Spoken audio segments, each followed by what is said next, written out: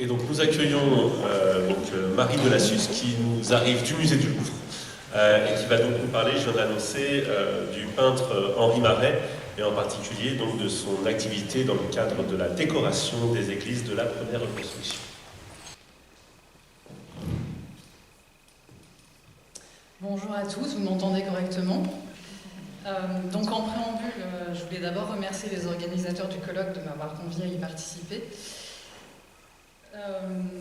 Donc la reconstruction d'un nombre important d'édifices religieux à l'issue de la Grande Guerre constitue vraiment le cadre idéal pour l'épanouissement d'un art sacré revivifié par les membres des sociétés d'artistes chrétiens. Et ceux-ci ont pour ambition de proposer des œuvres à la fois ancrées dans la tradition, mais à l'esthétique moderne, rompant bien évidemment avec l'art aux formules assez convenues de la fin du XIXe siècle.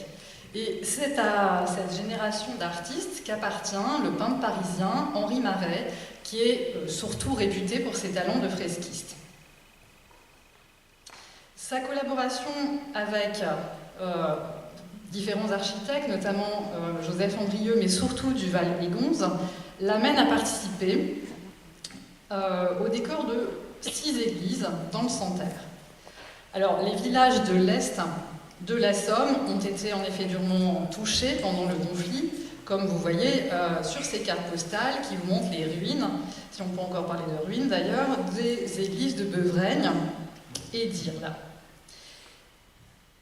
Le recours au ciment armé dans les sanctuaires nouvellement érigés induit l'existence de très vastes parois qui vont s'offrir au pinceau d'Henri Marais, qui est désireux d'expérimenter des nouvelles techniques et également des supports variés.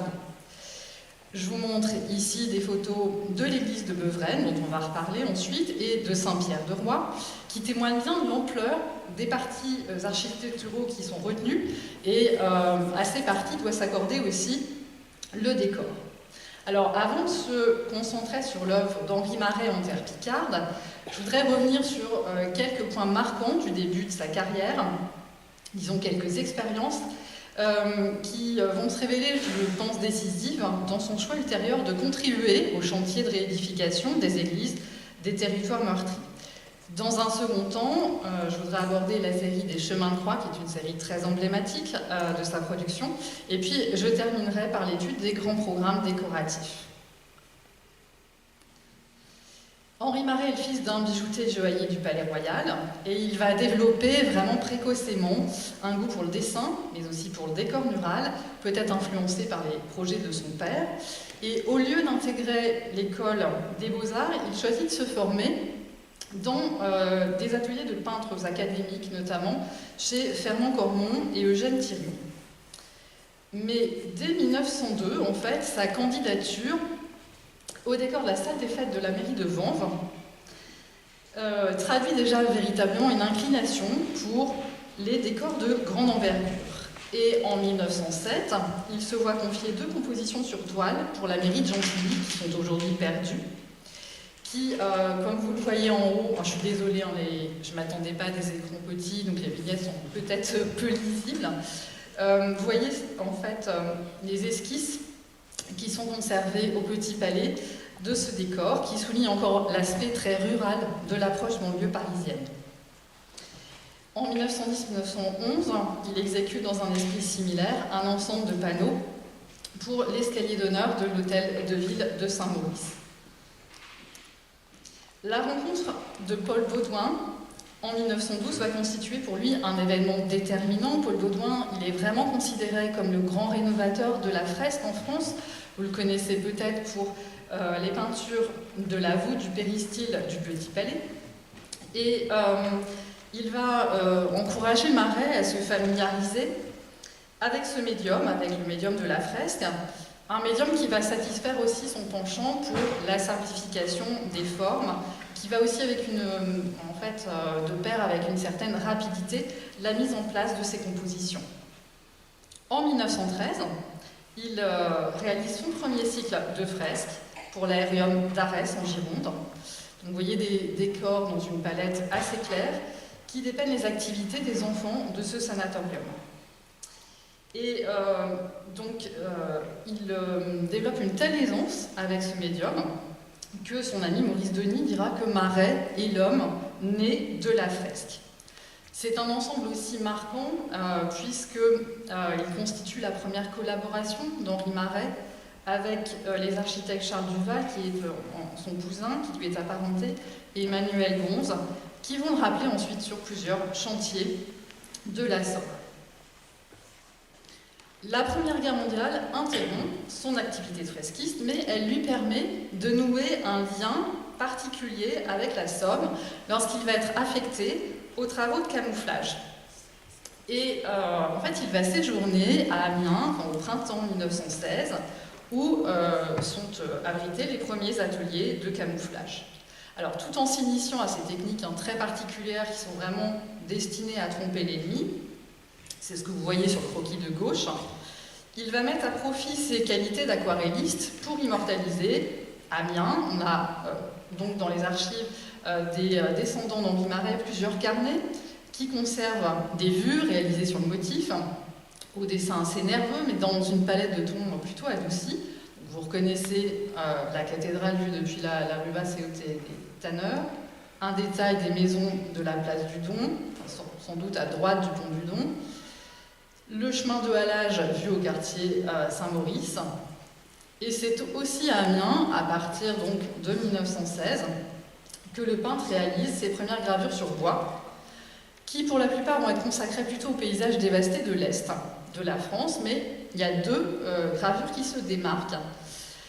Et donc là, vous voyez bien les différentes étapes de réalisation de ces gravures. La gravure offre en fait, comme l'aquarelle de départ, un format assez allongé, assez étiré, qui insiste sur la silhouette très élancée de la cathédrale et de son reflet également dans les eaux de la Somme.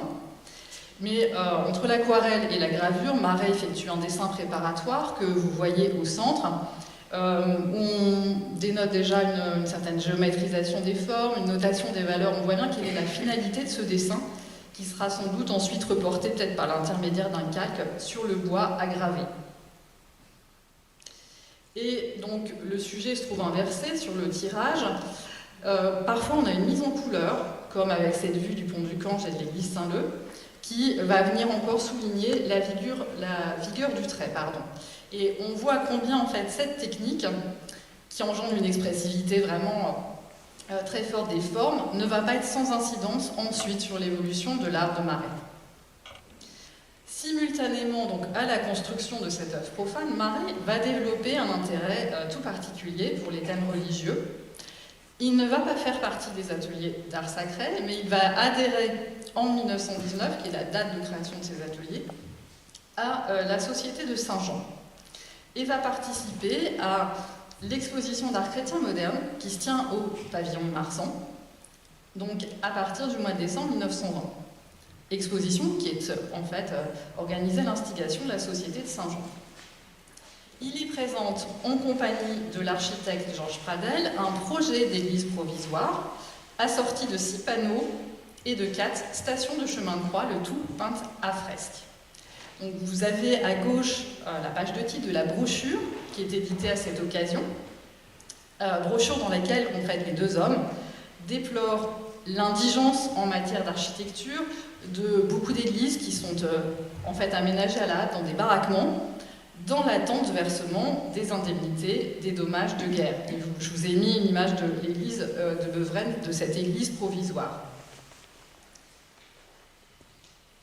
Ce type d'église à ossature en bois et plaques de frigo ciment que proposent donc Marais et Pradel.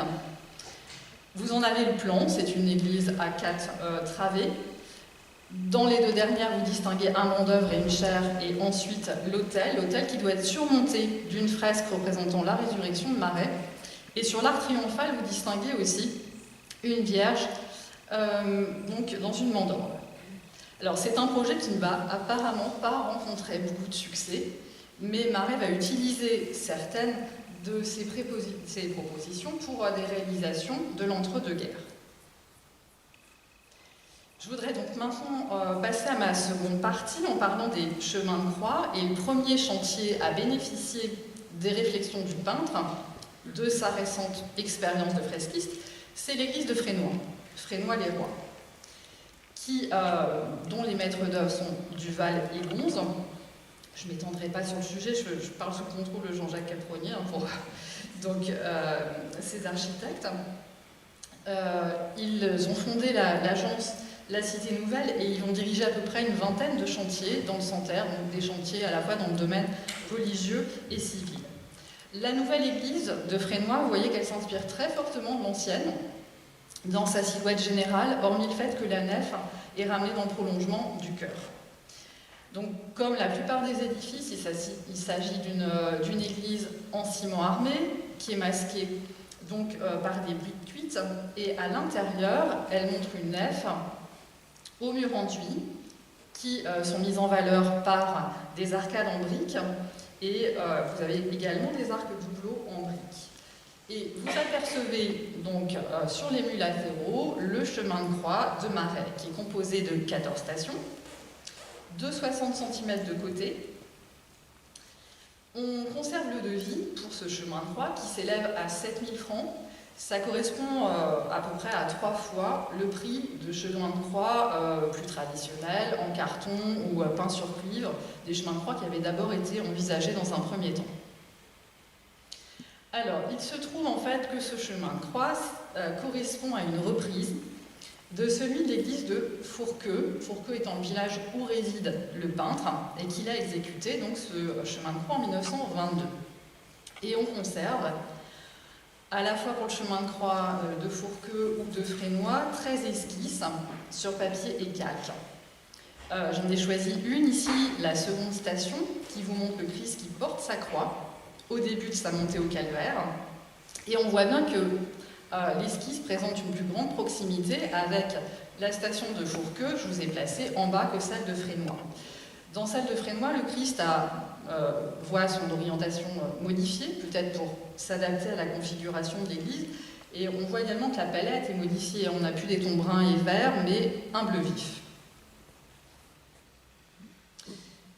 Autre chose intéressante, on voit que dès l'esquisse, en fait, dès la phase préparatoire, le cadre est pris en compte.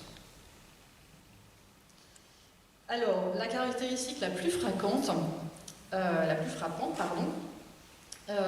pour toutes ces stations, c'est le cadrage très serré qui focalise l'attention sur la personne du Christ et qui va accentuer l'intensité dramatique de la scène. Vous voyez qu'on a toujours un Christ au visage très émacié, toujours drapé donc d'un manteau ou tunique rouge, qui renvoie de toute évidence à la statue qui se trouve dans l'église paroissiale de Fourqueux. Ici, vous avez une illustration de la 4e station qui vous montre le Christ rencontrant sa mère. Et on remarque qu'on a quelque chose d'assez sec sur l'esquisse et des tons beaucoup plus vifs et moelleux dans l'exécution sur la station de Frénois. La 6e station montre Véronique qui essuie le visage du Christ. Et là, on voit que entre l'esquisse et la station de Frénois, l'artiste a décidé de densifier la composition en insérant le Christ entre les deux larrons. Vous voyez que la figure du premier larron est en quelque sorte une figure repoussoire. Ces chemins de croix de Frénois et de Fourqueux ne peuvent être appréciés sans retourner au premier chemin de croix que réalise Henri Marais, qui est celui de Saint-Louis de Vincennes. Je ne me réétendrai pas sur cette église, dont a déjà parlé Madame Olivier. Et ici, vous avez une confrontation pour la 11e station qui vous montre comment s'opère la transformation finalement entre les deux cycles. On a une certaine monumentalité à Vincennes, une maîtrise de la composition, un sens du volume, une palette à la gamme très étendue, alors que l'approche sera très condensée à Frénois. Ce modèle, il va être décliné une nouvelle fois dans la Somme, à Irles, en 1931. L'église est due à Joseph Andrieux, on l'a déjà vu. Donc je ne reviens pas sur les décors de Maurice Daume, dont il vous a été fait une présentation juste avant. Le chemin de croix est de la même dimension qu'à Frénois. On sait que ces chemins de croix sont bien sûr, les stations en tout cas, sont bien sûr réalisées dans l'atelier Marais et qu'elles sont ensuite encastrées par l'entrepreneur en maçonnerie dans les murs. La majeure partie des panneaux d'île fonctionne 2 par 2, ne forme qu'une seule fresque qui va accueillir en son centre un panneau textuel qui surmonte ici les instruments de la Passion. Alors, ce qui est intéressant, c'est l'attention que Marais accorde aussi aux bordures, qui ne sont pas sans évoquer certaines tendances de l'art déco. On verra d'autres bordures par la suite.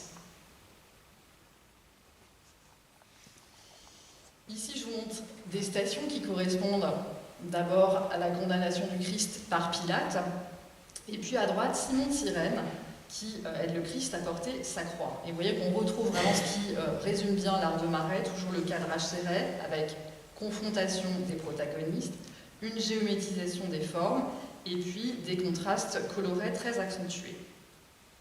Donc, le peintre réalisait un poncif qui lui permettait de reporter la composition sur ces plaques de fibrociment qui avaient été préalablement enduites d'une chaux grasse. Et une fois les pigments apposés sur cet enduit, il y avait une réaction chimique qui permettait qu'il soit emprisonné. Vous remarquez qu'on a un certain nombre de pertes de matière, puisque l'armature métallique de ces plaques de fibrociment s'est oxydée. Et donc on finit par engendrer des lacunes au niveau de la couche d'enduit peint. En 1929, donc je reviens un petit peu en arrière, Marais a conçu un cycle un petit peu différent pour l'église d'Arvilliers, près de Roye. C'est toujours un édifice conçu par Duval-et-Gonze, qui présente aussi une structure en béton armé. Vous voyez que l'intérieur, esthétiquement, est très proche, sur le plan architectural, de ce qu'on pouvait voir à Frénois. Et donc, il va mettre en place un chemin de croix au format un petit peu plus étiré, qui va inclure une bordure décorative chargée de texte. Ces bordures ne sont plus conservées aujourd'hui. J'ai pris ici l'exemple de la 7e station qui vous montre la seconde chute du Christ.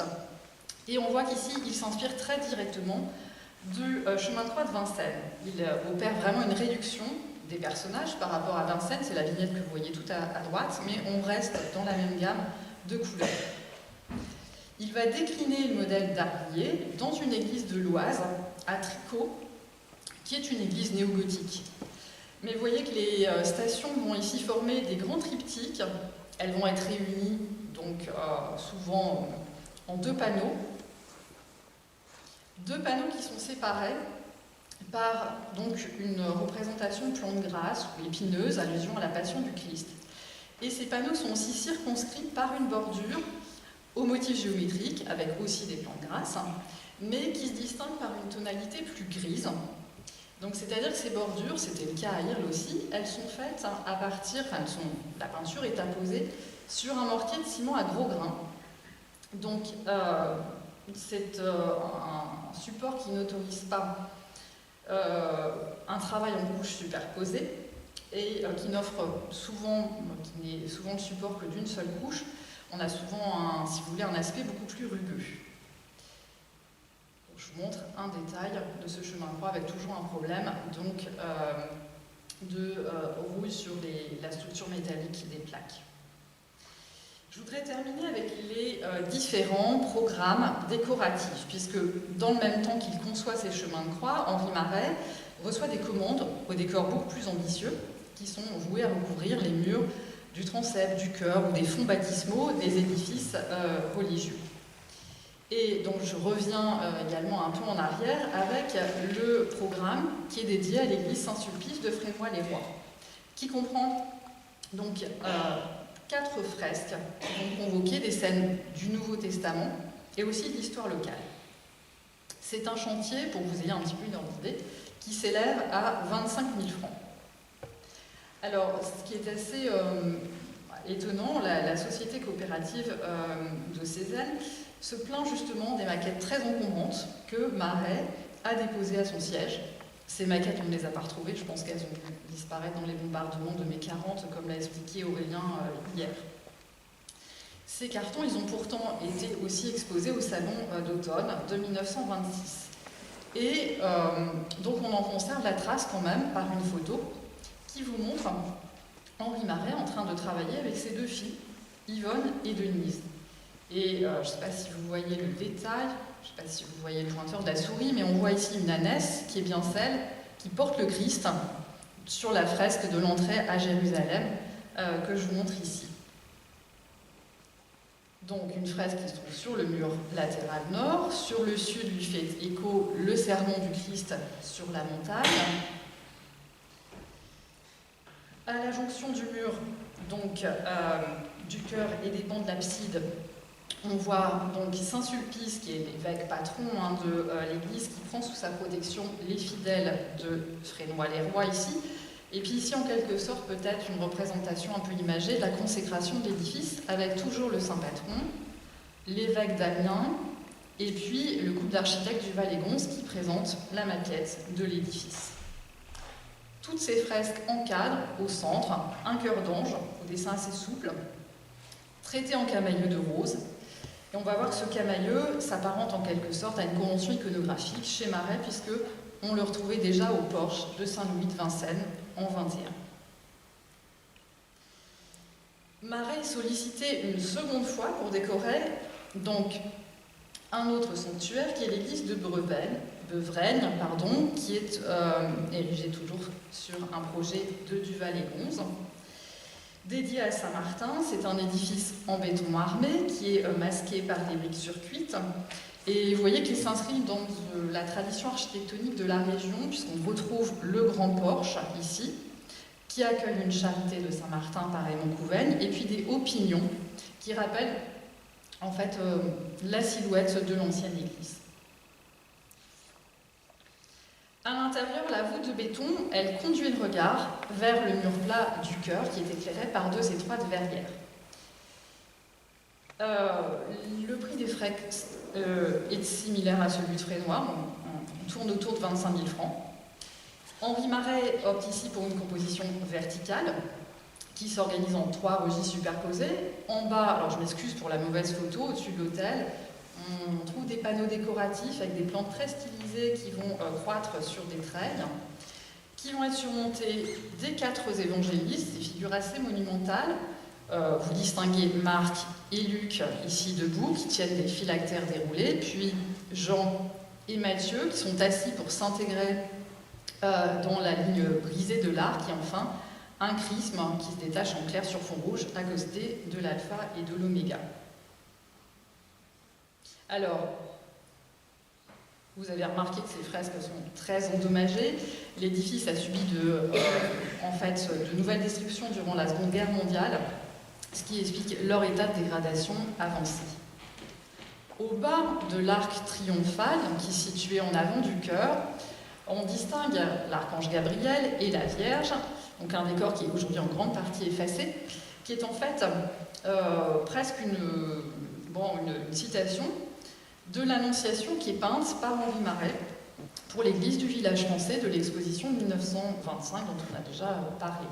Et vous distinguez sur le pourtour de l'arc triomphal une succession de gerbes de blé.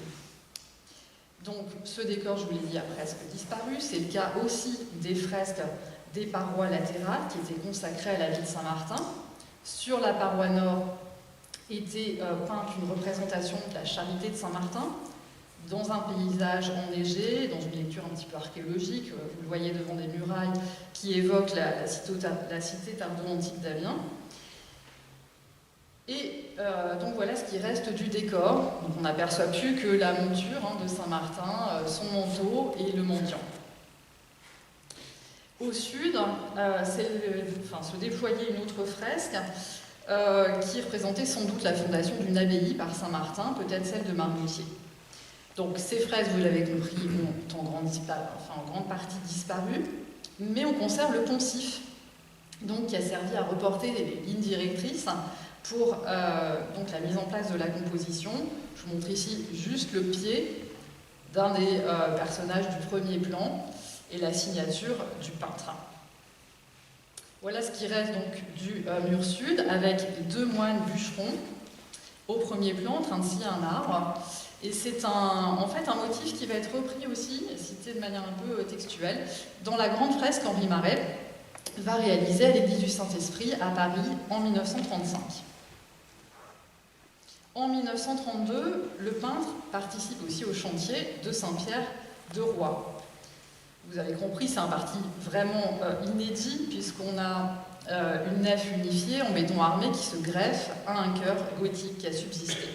Et pour habiller les grandes parois de ciment, Marais va proposer un programme qui va s'adapter directement au vocable de l'église. Donc il va recouvrir les murs du transept de 4 panneaux qui illustrent les grandes étapes de la vie de Saint-Pierre. Tout d'abord, sa vocation, le reniement, et puis sur les 2 panneaux que je vous montre, son apostolat et son martyre. Vous remarquerez qu'on a des compositions très denses avec un enchevêtrement d'épisodes où les inscriptions occupent une place importante. On voit que Marais sans doute leur accorde une valeur un peu énonciative, voire didactique, et que ça se double quand même d'un réel intérêt plastique. Il y a vraiment une présence constante du texte chez lui et qui paraît complémentaire à l'image, mais on voit que c'est aussi le cas chez d'autres artistes de la même génération. Alors, ces fresques ont fait l'objet d'esquisses préparatoires, comme celle-ci qui est à gauche, qui représente la vocation de Saint-Pierre. Je sais que ces esquisses vont bientôt rejoindre le musée de Picardie. Et on retrouve un dessin assez ferme, qui est rehaussé de touches de couleurs qui vont venir modeler avec vigueur les corps. Mais ces dessins préparatoires ont donné lieu aussi à des grands cartons. Et ces grands cartons, donc la presse nous dit qu'ils sont suspendus comme des oriflammes au pilier de la rotonde du Grand Palais lors du salon d'automne 1932. Ils interpellent vraiment par leur style très abouti, leur style accompli. Enfin, donc, les panneaux du transept, vous voyez, étaient complétés par des symboles des évangélistes à l'entrée de la nef et du chœur, donc en partie haute. Les murs de la nef, aussi en partie haute, donc, étaient décorés d'une théorie de 24 saints français qui surmontaient ces piles, vous voyez, qui sont assez graciles et qui s'ordonnaient autour des fenêtres hautes. Alors, l'esquisse montre qu'il devait y avoir peut-être des décors géométriques sur les piles, mais comme on ne les voit pas sur les photos, notamment de l'album du Valégon, je pense qu'elles n'ont pas dû être réalisées. Et voilà un détail de ces panneaux, avec encore une Charité de Saint-Martin ou Sainte-Geneviève devant Paris, qui vous montrent bien sur le goût très affirmé de Marais pour une plasticité très marquée. Alors, je vais terminer avec 2 projets où les peintures de Marais ont en grande partie disparu. C'est d'abord Saint-Vaast de Morogne. Il s'agit d'un clocher-porche qui est greffé sur une église plus ancienne, toujours édifiée par Duval-et-Gonze en 29. Et le projet que présente le peintre ne concerne que la chapelle des fonts baptismaux, qui jouxte en fait la base au nord du clocher. Un projet qui est approuvé en janvier 1932. On peut, finalement, aujourd'hui, on le connaît surtout par la photo que je vous montre à droite. Cette fresque représente le baptême du Christ au-dessus d'une cuve baptismale qui est due aux ateliers parisiens Fèvre. Vous voyez Saint Jean-Baptiste et le Christ qui se détache sur un paysage assez allusif, évocateur des rives du Jourdain, et accompagné d'une inscription latine qui était un peu approximative, d'ailleurs, je trouvais, sur le projet. Cette fresque, elle est en grande partie perdue. Je pense que ça vous saute aux yeux. Mais elle reproduisait une fresque qui n'est pas datée avec une extrême précision, celle du baptistère de Saint-Louis de Vincennes. On voyait des silhouettes qu'il assemblait vraiment sur le béton brut de la niche. Et vous voyez qu'on avait une palette très réduite qui traduit une économie de moyens chez Marais. Autre chantier, autre programme disparu, sans doute peut-être masqué par un badigeon au cours des années 60, celui de la chapelle de l'hôpital de Montdidier, qui a dû être réalisé en 1930. Et en fait, ce sont les archives des descendants de la famille qui permettent de le mieux apprécier ce projet. On a finalement plusieurs études. Donc l'une à gauche s'apparente plus, enfin se rapproche des décors de céramique, et la seconde donc, présente plutôt un cœur d'ange autour d'une vierge qui surmonterait un autel. Plusieurs options semblent exister aussi pour le chemin de croix. Vous voyez en haut des stations jumelées, plutôt donc offrant un cadrage un peu moins serré que ce qu'on a vu à Frénois, ou en bas, plutôt le modèle de Frénois, et donc des stations qui sont disposées en frise, comme à Rouvroy-les-Mines, un autre chantier du Pas-de-Calais.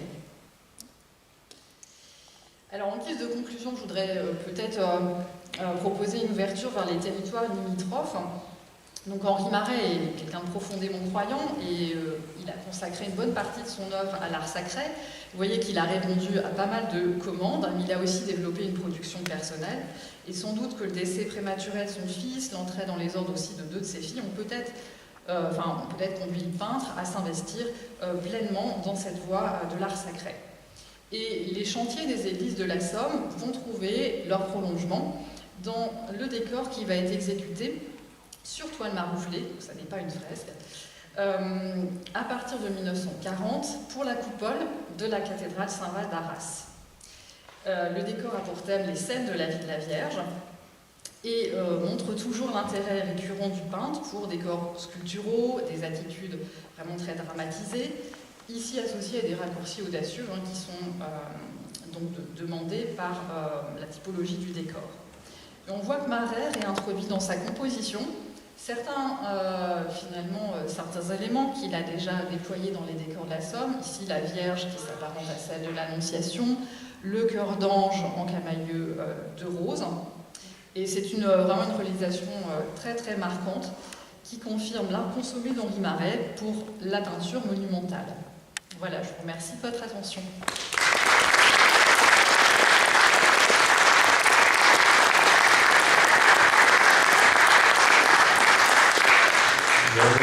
Je ne sais pas si on peut passer à une première série de questions. Est-ce qu'il y a une pause derrière? Oui, d'accord, donc c'est ce qu'on va faire, surtout qu'on a deux interventions qui ont très bien fonctionné ensemble. Peut-être qu'Elisabeth peut nous rejoindre.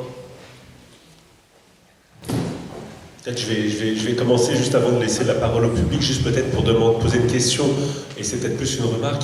Je me demandais peut-être, je me demandais si Henri Maret comme Maurice Domm se reposait beaucoup. Ça, vous l'avez dit un petit peu, il y a beaucoup de réalisations. C'est vrai qu'on les voit un petit peu partout. Je m'attendais peut-être à ce que vous évoquiez effectivement la cathédrale d'Arras. Oui, non, bien sûr, mais c'est vrai que ça reste une des réalisations et j'avais été contacté il y a 1 an ou 2 par la descendance, effectivement, par l'un des petits-enfants, si je me souviens bien. Et donc, si je comprends bien, beaucoup peut-être des dessins, des photographies que vous nous avez montrées. Voilà, il y a tout le fond d'atelier. Et donc, j'ai un peu envie de vous poser la question, où en sommes-nous aujourd'hui? Alors, vous avez publié sur Maurice Domm, mais où en sommes-nous au niveau de la protection? Et ça, je pense que dans le public, il y aura des personnes qui pourront répondre à cette question. Et puis, où en sommes-nous de peut-être un jour la parution peut-être d'un travail qui nous permettrait de prendre toute l'ampleur, toute la mesure du travail d'Henri Maret. Je ne sais pas si... Pour Maurice Domm, si Elisabeth voulait dire déjà quelques mots, ou si on... Oui. Alors, pour Maurice Domm, effectivement, on a la bonne nouvelle que la DRAC des Hauts-de-France ait pris la mesure de l'intérêt et m'ait encouragé à initier un dossier de protection type des monuments historiques pour les 4 églises de Joseph Andrieux. Donc ces dossiers sont en bonne voie, et là je peux laisser peut-être la parole à Michel Mathieu, pour en donner plus de précision. Il y a également une petite chapelle à côté de Pie qui a besoin d'une restauration et qui va faire sans doute l'objet d'un travail avec la Fondation du patrimoine, puisqu'il y a besoin de financement. Et c'est un grand pas pour la reconnaissance de son œuvre, parce que comme vous l'avez vu, ces églises qui sont fermées ne trahissent rien des décors qu'elles renferment. Donc le grand public ne se rend pas compte des petits joyaux qu'il y a dans son pays.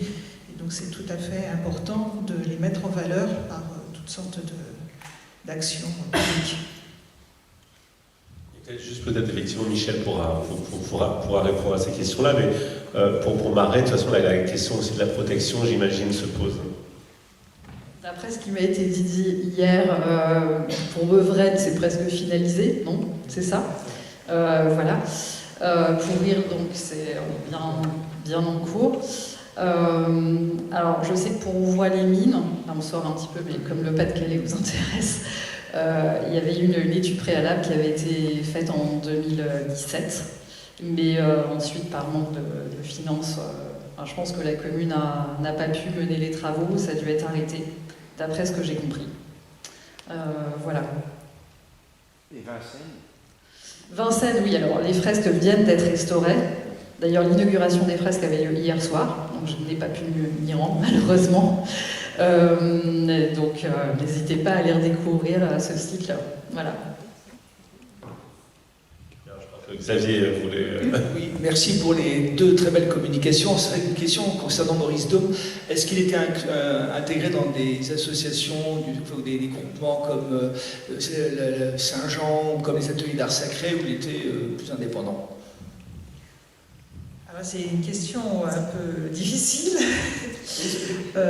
Donc, comme je vous l'ai dit, il me semblait au départ qu'il était proche des ateliers d'art sacré par la proximité de sa femme, qui avait a priori des liens avec Maurice Denis. Mais bon, cette piste n'a pas donné suite à une certitude. Donc, il semblerait qu'il ait été plus proche de l'Arche. Mais je pense, quant à moi, parce que je n'ai rien trouvé dans ses écrits qui le revendiquent, et voyant un petit peu l'esprit très indépendant, je crois qu'il était en fait en dehors de ces mouvements. Il était certainement chrétien par conviction, mais il n'était pas un catholique pratiquant, ce qu'imposait la participation, l'appartenance à ces grands mouvements.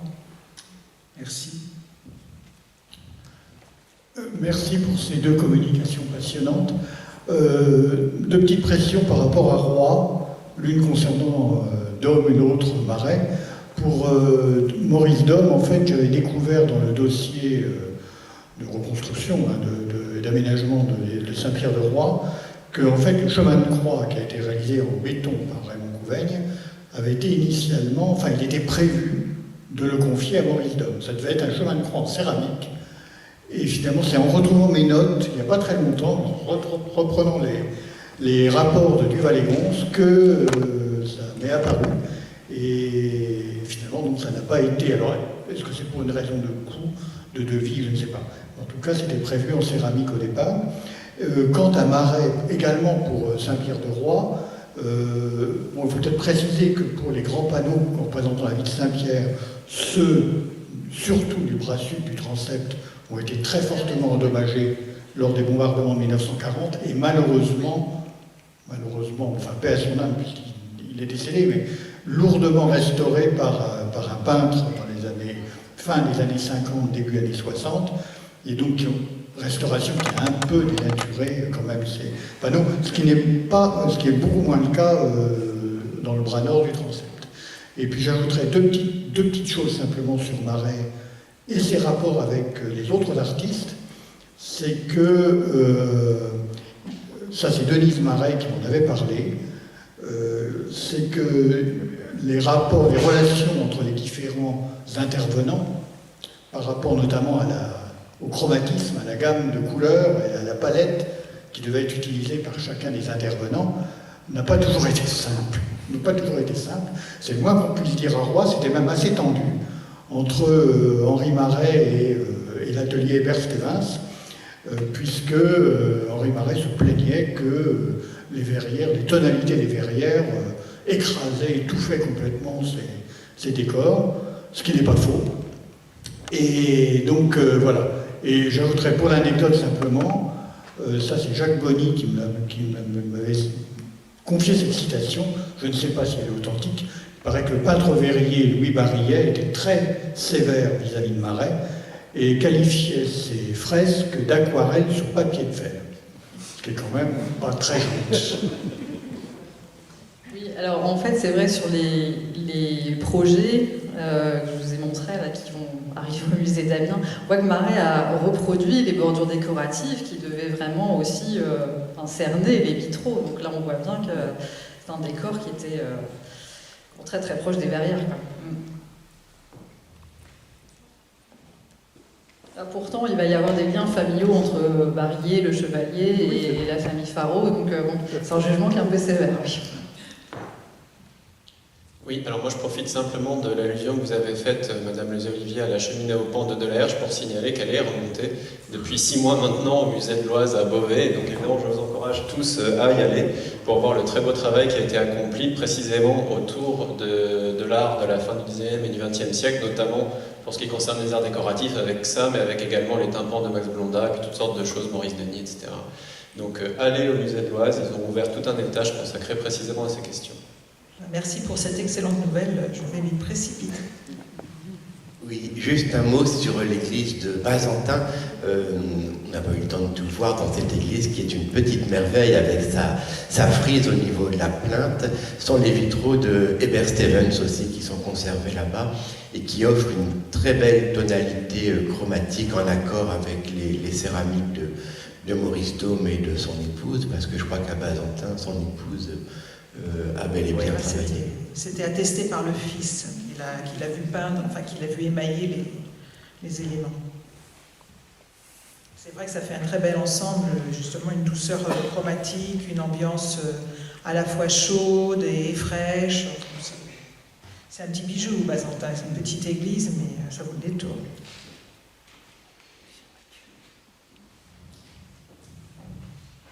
Peut-être que Michel Mathieu voulait dire quelques mots aussi au sujet de Maurice Dôme.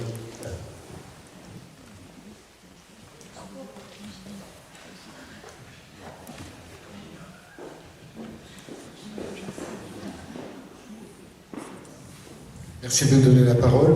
C'est vrai que ce matin, je ne me suis pas présenté. Donc, Michel Mathieu, je suis chargé de protection monument historique à la Direction régionale des affaires culturelles sur Amiens et en charge du département de la Somme. Donc, dans les bonnes nouvelles, parmi les bonnes nouvelles, donc Marie a annoncé Beuvraine, c'est vrai.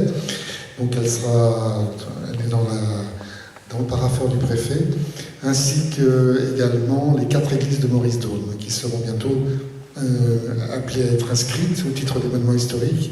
Et la Commission régionale du patrimoine et de l'architecture a également émis un aveu de classement pour les présenter en commission nationale. Donc, très certainement dans l'année 2026. Voilà, je voudrais dire, c'est vrai que vous avez présenté de très très belles images, et le petit Christ avec la Vierge et l'enfant nous rappelle également la Vierge de Notre-Dame d'Albert Rose, avec les bras ouverts sur l'humanité. Voilà, donc les peintures de Henri Marie, c'est vrai que sur Beuvraine, sont très abîmées. Il y aurait d'autres monuments à prendre au titre de la protection, Frénois-les-Rois, dont tu nous l'as montré. C'est vraiment important. Par contre, on n'a pas de demande de protection. Donc, on vous invite pour tout ce patrimoine de l'art déco, s'il n'y a pas de demande, de le faire. Et voilà. Donc, nous étions également présents aux Journées européennes du patrimoine avec Sophie Olive. Nous avons voulu faire de la valorisation autour de ces églises Maurice Dôme, grâce au travail de Mme Lez-Olivier qui nous a incités. Et j'en profite également, Mme Lez-Olivier propose, par le biais de la ville de Vincennes, de proposer à l'Office du tourisme d'Albert et aux autorités de la communauté de communes du Pays du Coquelicot, c'est un appel, c'est une bouteille à la mer que je lance, de faire venir donc une exposition très intéressante qui a été faite autour de Maurice Dôme. Je crois que c'était en 2024, les années précédentes.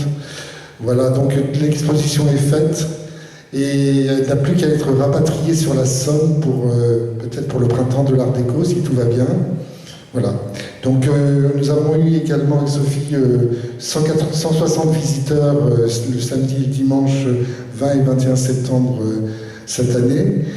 Donc des personnes qui se sont montrées très intéressées par ce patrimoine riche que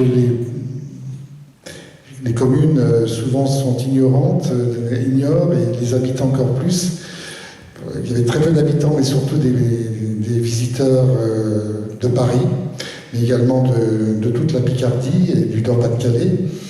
donc d'une association avec laquelle nous avons fait connaissance, ce sont des historiens du haut pays de l'Ancre, et qui ont réussi à collecter des fragments de la petite chapelle de Pie, qui était dans des champs, également qui étaient tombés sur place, et qui mériterait bien une étude pour éventuellement une restauration de cette chapelle.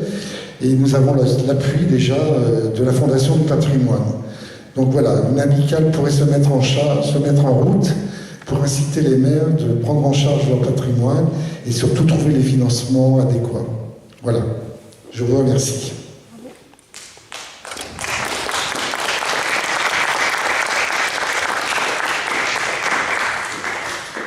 Alors, je ne sais pas s'il y a d'autres réactions, d'autres questions. S'il vous plaît, j'aimerais revenir sur les techniques, parce que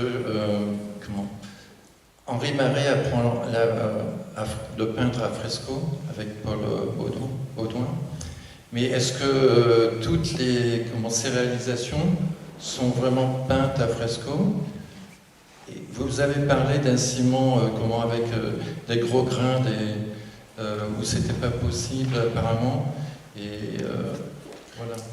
Oui, c'est-à-dire que certains des encadrements, des fresques qui sont faites sur un enduit assez fin, finalement, sont, eux, faits à partir d'un ciment à grain beaucoup plus épais, si vous voulez, donc qui a une tonalité plus grise, pour ça qu'il y a une différence de traitement.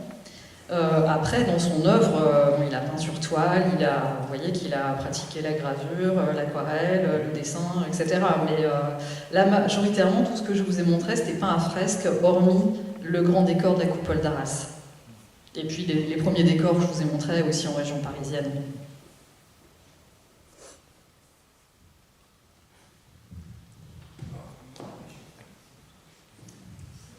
Alors, pas d'autres réactions? Ah, pardon. Savez-vous pourquoi ces fresques sont déjà tant usées? Parce qu'elles sont dans l'échelle du temps. L'église de Beuvraine a été très, très endommagée à la dernière guerre, en fait. Il y a de l'eau qui a ruisselé sur ces fresques. Après, je sais qu'à Irles, lors du chantier les murs ont été repeints. Il y a des éclaboussures sur les fresques, donc là, le chantier n'a peut-être pas été bien surveillé. Ça a été fait par la commune, je pense, sans surveillance. Et puis il y a le problème de l'oxydation des armatures métalliques, de toute façon.